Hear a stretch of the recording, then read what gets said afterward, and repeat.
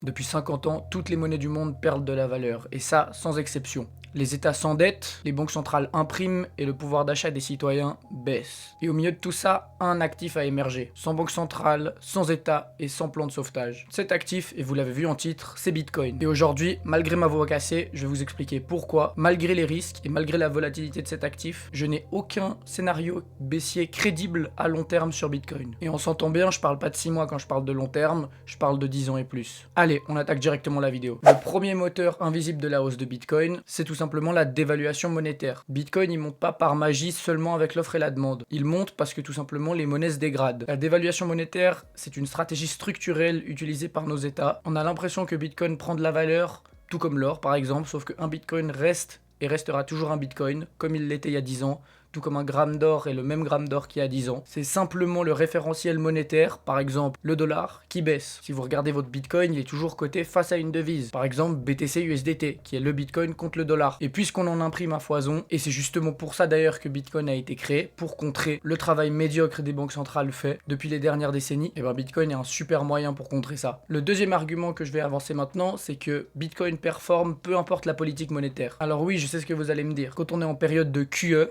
de quantitative easing, c'est-à-dire d'impression monétaire massive, comme il s'est passé pendant le Covid par exemple, c'est dans ces moments-là où Bitcoin performe le mieux. Et là, je vais vous répondre que vous avez totalement raison. Plus il y a de liquidité dans l'économie, plus elle est susceptible de se retrouver dans les actifs. Mais c'est pas que pour Bitcoin, c'est pendant cette période-là aussi que les marchés actions ont beaucoup performé. Mais si je vous prends un exemple actuel, depuis 2022, on est en période de quantitative tightening, de QT tout simplement. C'est-à-dire que la stratégie des banques centrales, de retirer ou de réduire tout simplement la taille de son bilan, donc moins de liquidité. Mais malgré ça, Bitcoin est passé d'environ 15-16 000 $ à plus de 125 000 $ en 3 ans. Bien sûr, Bitcoin est forcément impacté par la loi des grands nombres. Plus il est gros, plus faire des gros multiples devient difficile. Mais malgré ça, il a réussi à performer et à rester attractif, même en période où on a moins de liquidité. Et ça change tout. Bitcoin n'est plus seulement un actif spéculatif dépendant des banques centrales, dépendant de la Fed, dépendant des taux d'intérêt. Il devient progressivement un actif monétaire alternatif à sa manière. Le troisième argument, c'est sa proposition de valeur unique. Bitcoin a quelque chose qu'aucun autre actif n'a, même pas l'or. Une offre strictement limitée et connue à l'avance, que personne et absolument personne ne pourra jamais changer. Les règles sont connues à l'avance et ne dépendent d'aucune autorité centrale. C'est tout simplement une règle mathématique inscrite dans le temps. On le sait, il y a 21 millions d'unités de Bitcoin, il n'y en aura jamais un de plus, et les derniers Bitcoins auront fini d'être minés en l'an 2140. Et grâce à son mécanisme de halving, tous les 4 ans, la récompense détenue pour miner du Bitcoin est divisée par 2. Mais puisque son prix monte dans le temps, par sa valeur intrinsèque qui est son prix de production, mais on reviendra un petit peu après, c'est ce qui crée cette attractivité, même après plusieurs halvings pour les mineurs, et qui est un argument que aucun autre actif a. Même l'or, qui est souvent son référent niveau matière première physique, puisque finalement Bitcoin ne reste qu'une matière première aussi, sauf que c'est une commodité numérique, avec un coût d'extraction exactement comme l'or. Sauf que l'or, on ne connaît pas exactement combien il y en a. Il y a des études qui font des approximations. On sait que la dilution est assez basse, forcément. Il n'y en a pas tant que ça du nouvel or miné chaque jour. Mais on ne connaît pas. Les règles ne sont pas définies. Donc ça reste un avantage ici pour le Bitcoin. Maintenant que je parle un peu de l'or, mon quatrième argument, c'est qu'on va parler du Bitcoin versus l'or un petit peu. Le même ADN, mais dans la nouvelle génération. Le Bitcoin, il est souvent comparé à l'or. D'ailleurs, je l'ai fait plusieurs fois dans cette vidéo. Et pour moi, c'est à juste titre. Les deux sont rares. Ils ont un coût de production et ils sont hors du système bancaire. La différence, c'est que l'or est statique, Bitcoin est numérique. Bitcoin est simplement le nouvel or adapté au monde moderne, adapté au 21e siècle. L'or aujourd'hui pourrait très bien être le Bitcoin dans 20, 30 ou 50 ans. Si vous prenez le graphique de l'or contre le Bitcoin, vous verrez très bien, depuis sa création, Bitcoin le surperforme. C'est-à-dire qu'il fallait mieux avoir du Bitcoin que de l'or depuis 15 ans. Mais à terme, au fur et à mesure que le Bitcoin deviendra plus gros, la corrélation dans les mouvements de prix risque d'être assez similaire avec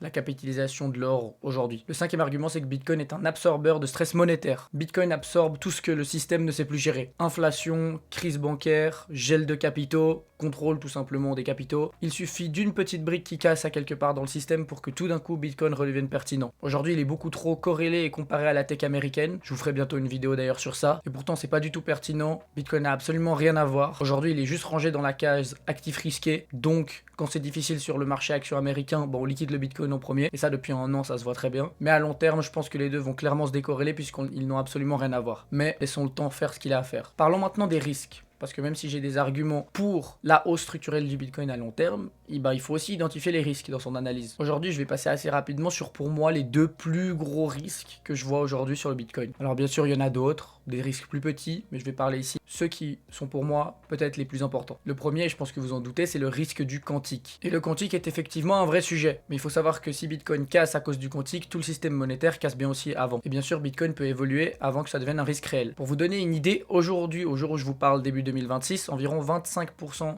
des adresses Bitcoin auraient déjà révélé leur clé publique on-chain et donc deviendraient théoriquement volables si un ordinateur quantique suffisamment puissant existait. Mais bien sûr, ceux qui sont attaquables, c'est bien sûr les plus vieux portefeuilles, les portefeuilles avec des Bitcoins perdus par exemple, il y a plus de 10 ans. Pourquoi? Parce qu'ils sont vieux, ils utilisent des anciens scripts, ils ne peuvent plus être déplacés et exposent déjà pour certains leur clé publique. Mais vous l'avez compris, Bitcoin peut faire des modifications, il va certainement en faire quand la menace arrivera. Pour ce faire, il n'a pas besoin d'un retour miraculeux de son créateur Satoshi Nakamoto. Ce qui d'ailleurs serait une mauvaise chose. Bitcoin a déjà évolué de nombreuses fois tout seul sans son créateur. Et d'ailleurs son créateur a disparu volontairement pour éviter toute figure d'autorité sur Bitcoin. Donc Bitcoin aujourd'hui est gouverné par les utilisateurs, les développeurs, les mineurs, un ensemble de personnes, un système de consensus mais pas un chef. Et c'est ça qui fait sa force. Donc c'est un risque à surveiller, on verra ça en temps voulu. Aujourd'hui c'est bien sûr impossible, un risque qui reste lointain, peut-être dans les 10 prochaines années, mais il faut bien sûr le garder à un coin dans sa tête. Et bien sûr que quand ce risque deviendra réel, il y aura des possibilités pour les utilisateurs, les détenteurs de Bitcoin, pour s'en protéger, vous en doutez bien. Et le deuxième risque principal que j'ai déterminé, c'est la régulation. Bitcoin par le passé a déjà été interdit, attaqué, diabolisé, banni, tout ce que vous voulez, par des États, et pourtant le Bitcoin n'a jamais cessé de fonctionner. Le réseau n'a jamais cessé de fonctionner. On peut réguler certaines plateformes, mais on peut pas interdire un protocole décentralisé. C'est ça qui fait sa force. Typiquement, le cas qui nous vient en tête, c'est la Chine. Entre 2013 et 2017, il y a eu quelques premières restrictions, mais c'est principalement en 2021 que le tournant s'est fait, où le pays a interdit le minage, et même l'interdiction totale de tous les services crypto en 2021. Mais c'est le cas aussi de plein d'autres pays. La Chine n'est pas seule, comme le Maroc, l'Algérie, la Bolivie, le Bangladesh ou encore plein d'autres. Mais la conclusion de tout ça, c'est que tous les pays qui ont interdit Bitcoin n'ont jamais réussi à l'arrêter. Donc pour moi, c'est un risque, mais dans une certaine mesure, plutôt un ralentisseur, je pense, je dirais. Mais sa décentralisation fait sa force, et peu importe le nombre de pays qui va l'arrêter, le réseau ne cessera jamais de fonctionner. Et pour finir cette vidéo, j'aimerais parler de son prix de production, quelque chose qui est assez souvent mal compris, et qui, selon moi, est la vraie valeur intrinsèque de Bitcoin. Il faut vraiment voir Bitcoin comme une commodity, comme une matière première, et pas comme un actif spéculatif du web. Si vous pensez encore ça aujourd'hui, il va vraiment falloir changer quelque chose ici. Changer quelque chose dans votre manière de voir Bitcoin. Un Bitcoin n'est pas créé gratuitement. Il faut de l'énergie, du capital et des infrastructures pour le miner. Son coût de production, comme toute matière première, agit donc comme un ancrage fondamental. Prenez la charte de Bitcoin et prenez son prix de production moyen, bien que certaines grosses entreprises dans certains pays puissent miner pour moins cher, c'est une moyenne quand même assez réaliste, et vous verrez que 99,9% du temps, Bitcoin évolue au-dessus de son prix de production, et qu'à chaque fois qu'on s'y approche ou qu'on y vient en dessous, déjà c'est une zone de bottom, donc le prix n'y reste pas souvent, mais ce sont des super zones d'achat. Et ça, comment ça se passe, vous allez me dire? Eh ben c'est assez simple, je vais vous l'expliquer en une minute. Le réseau Bitcoin, il veut qu'un bloc soit miné toutes les 10 minutes. Pour y arriver, il adapte un paramètre, c'est la difficulté. Si trop de mineurs minent, les blocs sont minés trop rapidement, et donc la difficulté augmente. Et à l'inverse, si des mineurs débranchent, les blocs sont minés trop lentement, et la difficulté, elle, diminue. Et il y a un ajustement automatique qui est fait tous les 2016 blocs, donc environ 2 semaines, 14 jours. Et ça, c'est un mécanisme qui permet au Bitcoin de rester stable, peu importe le nombre de mineurs, peu importe le prix de l'actif. Puisque bien sûr, vous en doutez, si le prix du Bitcoin baisse, les premiers mineurs non rentables vont débrancher leur machine, vont arrêter d'en miner s'ils sont plus rentables. Donc le hash rate baisse, les blocs sont minés plus lentement, mais elle, la difficulté s'adapte. Et donc la rentabilité remonte, de nouveaux mineurs arrivent, le hash rate remonte et le réseau revient à l'équilibre. C'est comme ça que ça se passe depuis 15 ans. Et ça, c'est une très bonne protection. Bitcoin se protège lui-même grâce à ce mécanisme. Et pour vous donner une idée, le prix de production d'un Bitcoin en 2040, c'est seulement dans 14 ans, même pas, serait entre 1,2 et 1,5 million de dollars. Donc si d'ici là Bitcoin n'a pas disparu, et comme on sait qu'il évolue 99,9% du temps au-dessus de son prix de production, moi, je finis la vidéo là-dessus, je dis ça, je dis rien. Bon, passons à la conclusion maintenant. Certes, comme tout actif, Bitcoin a des risques. Aucun actif n'est sûr. Mais aucun des risques aujourd'hui ne détruit sa proposition de valeur